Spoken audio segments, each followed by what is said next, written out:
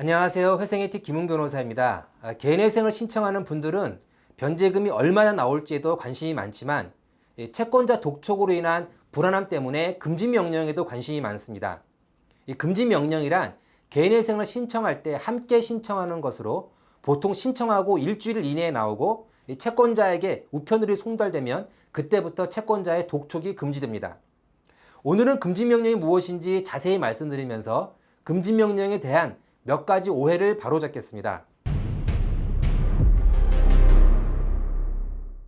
제일 많은 오해는 금지 명령이 기각되면 개시 결정도 기각된다고 알고 계신 분들이 있는데 전혀 그렇지 않으니 안심하시기 바랍니다. 이 금지 명령이 기각되어도 개시 결정에는 전혀 영향이 없습니다. 그럼 왜 기각시키느냐고요? 다른 채무자와 형평성 때문입니다. 이 서울을 제외한 지방법원에서 금지 명령 기각이 자주 나오는데 그 사유를 보면 채무 중에서 최근 대출의 비중이 높거나 도박, 가상화폐 등 사행성 행위의 대출금을 소진한 경우입니다. 성실하게 빚을 갚아오다가 도저히 갚을 수 없어서 개인회생을 신청하는 성실한 채무자와 형평성 때문에 약간의 차별을 주는 것입니다. 어쨌든 금지명령 기각과 개시 결정은 전혀 관계가 없습니다. 그럼 본격적으로 금지명령이 무엇인지 살펴보겠습니다. 이 금지명령이 우편으로 채권자에게 송달된 후부터는 채권자는 채무자에게 변제를 요구하는 일체의 행위를 할 수 없습니다. 즉 채권자는 채무자에게 전화, 문자메시지, 우편물, 방문 등 일체의 독촉 행위를 할 수 없습니다. 금지명령의 가장 기본적인 법률 효과입니다. 이 개인회생 절차의 금지명령이 존재하는 이유는 이 채권자의 등살에서 벗어나 안심하고 생업에 전념하라는 것입니다. 그래서 유체동산의 압류도 금지됩니다. 유체동산이란 살림살이, 즉 가전제품이나 가구를 말하는데 유체동산이 압류되면 가전제품이나 가구에 빨간 딱지가 붙습니다. 이 집안에 빨간 딱지가 붙어 있으면 가족들도 불안에 떨고 회사에 나가서도 업무에 집중하기가 어렵습니다.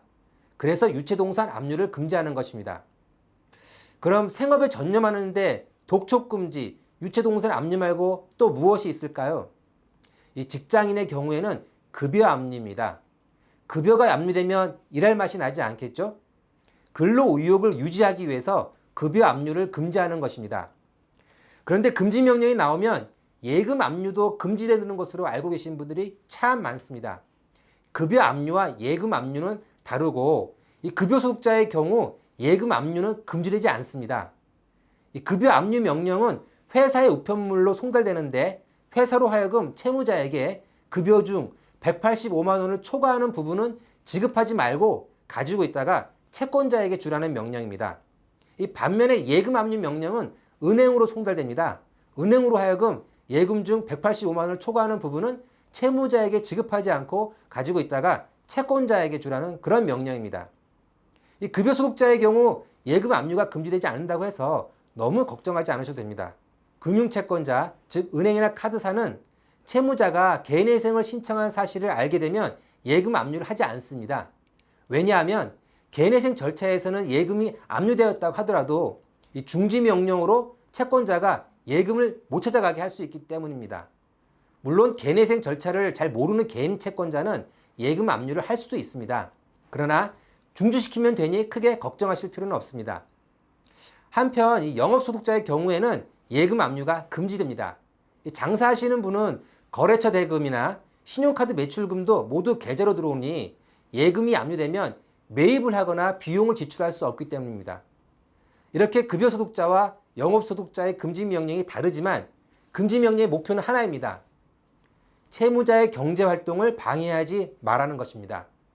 채무자의 경제활동이 방해되면 개인회생 자체가 어려워질 수 있기 때문입니다. 따라서 이 경제활동 자체가 어려울 정도로 전화 독촉이 심한 경우에는 금지명령을 재신청하실 수 있습니다. 일반적으로 금지명령이 기각되어도 채권사는 독촉을 잘 하지 않습니다. 그런데 간혹 금지명령이 기각되었다고 전화 독촉을 자주 하는 경우가 있는데 이때는 그 증거를 모아서 금지명령을 재신청하면 받아주는 경우가 아주 많습니다. 이 급여소득자이든 영업소득자이든 업무 시간에 독촉 전화가 자주 오면 경제활동에 방해가 되기 때문입니다.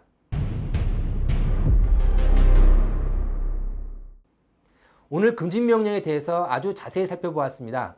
도움이 되셨기를 바랍니다. 감사합니다. 지금까지 회생의 티 김웅 변호사입니다.